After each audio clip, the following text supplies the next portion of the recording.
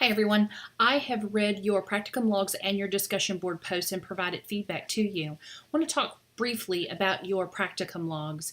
One of the areas that is really challenging to do is the application section of your practicum log. We ask you to take your experiences that you're having in the practicum setting and then synthesize those with the relevant NLN core competencies. And in that process, demonstrate your own professional growth and development and progression towards meeting your goals and objectives. This means that the application section cannot just be, here's the core competency and here's what I did. It needs to be, here's the core competency as it relates to what I did in the practicum setting, and this is how this work is growing me as an individual nurse educator. The other piece that's important to include are your own use of prior learning, and depending on how you approach this, sometimes I see it in the supportive narrative section, sometimes I see it in the application section. I'm okay wherever you put it, but you need to be able to demonstrate that you are bringing something to the table in your practicum setting, that you're using the knowledge that you've gained in your MSN journey and applying it in a meaningful way in the practicum setting. Sometimes that's a little easier to do in the supportive narrative section. So you guys have got the goals and objectives section well. You're going to put the relevant ones. You're going to put if they're in progress or if they're met. The supportive narrative section are the details of what you're doing with reflections of what those experiences meant to you. What were your aha moments? And then in some place, integrate prior learning. What did you know from your graduate work, from your practice setting, from your expertise in a clinical role that you've applied to this experience? All of that needs to be done concisely.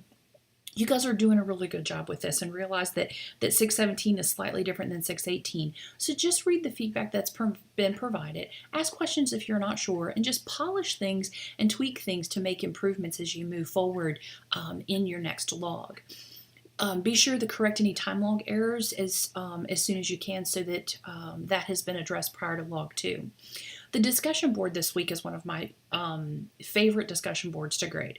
I'm not a big fan of discussion boards in general, but this one I like, primarily because I'm the one that created it and I think it's really important. Many of you touched on your discussion that annoying acts, the ones that aren't covered by our policies and procedures, the ones we can't expel students for, begin to really fray at the resilience of our nursing faculty. And that many nursing faculty leave the profession because of the challenges that occur in the classroom that are considered uncivil behaviors, but really aren't closely governed by a policy or a procedure or an administrative act. You guys did a great job. I have to say that the use of cell phones was the winner in the topics, which is no surprise considering how prevalent the use of technology is in our day-to-day lives. So I thought it was really interesting that you guys came up with that. Some other ideas was bullying in the classroom, as well as cyberbullying, and the management of late arrivals and how that was disruptive. The big one was cell phones. So a few things I want to mention. 2 ideas came up in your discussion boards that I thought were really relevant. Sarah talked about guiding democracy in the context of using that as a way to manage the student behavior. The other idea, the general idea that came up with, was creating a culture of caring. And your classmate Kimberly identified that and explored that. She did a really nice job connecting a culture of caring with the biblical worldview. Kimberly wrote that Matthew chapter 7 verse 12 reminds us to do to others whatever you would like them to do to you. The golden rule is a powerful message that reminds us not to simply be nice to others, but to treat them in a manner that you would like to be treated. This well-known Christian rule is highlighted throughout the entire gospel. Mark chapter 12 verse 31 reminds us to love our neighbors as ourselves. Luke chapter 6 verse 27 reminds us to love our enemies and to do good to those who hate you. In John chapter 15 verse 12, we're reminded by Jesus to love one another as he loves us. These and many more scriptures highlight the importance of creating a caring community. And I love the fact that Kimberly brought this to the forefront because there are lots of punitive ways to deal with annoying acts. You can be as direct as embarrassing the student when it occurs. You can be as passive as creating a teaching strategy at the beginning of class to force compliance with being on time or being prepared. I will encourage you to really be thoughtful about using academic strategies to address uncivil behavior. I think we need to first and foremost, we need to role model it. We need to create a culture of caring and respect. And then we need to privately and professionally address uncivil behaviors. And we need to do it as close to the time of its occurrence as possible.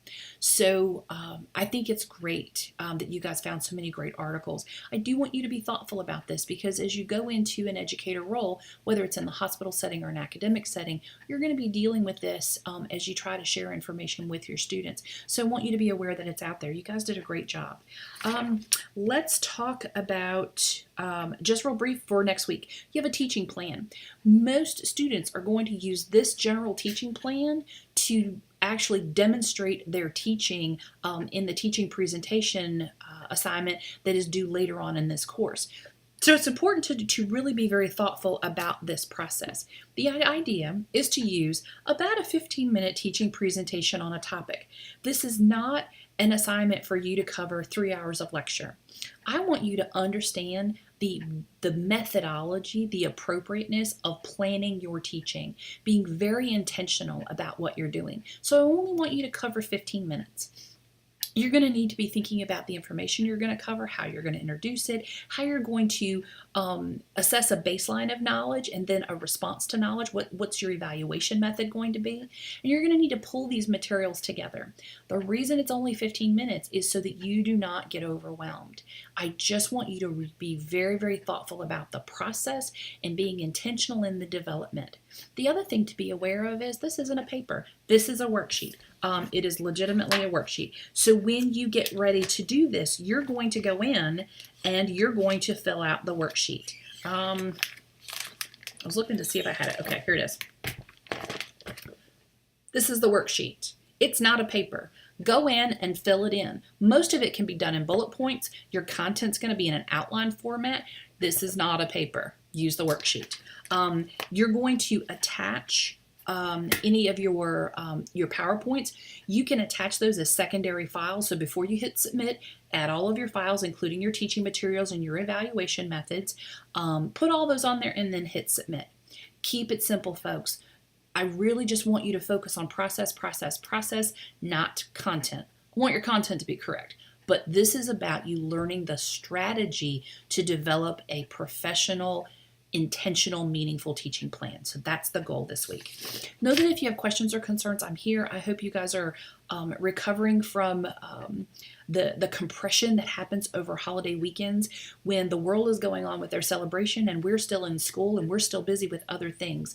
So I realize that if you took care of yourself and you paused to enjoy family and friends and fellowship, that right now you're probably playing catch up. So take a breath. You've got all week. Touch base with questions or concerns. Let me know how I can support you. Know that I'm here. I'll be thinking of you and looking forward to seeing your work next week. Take care.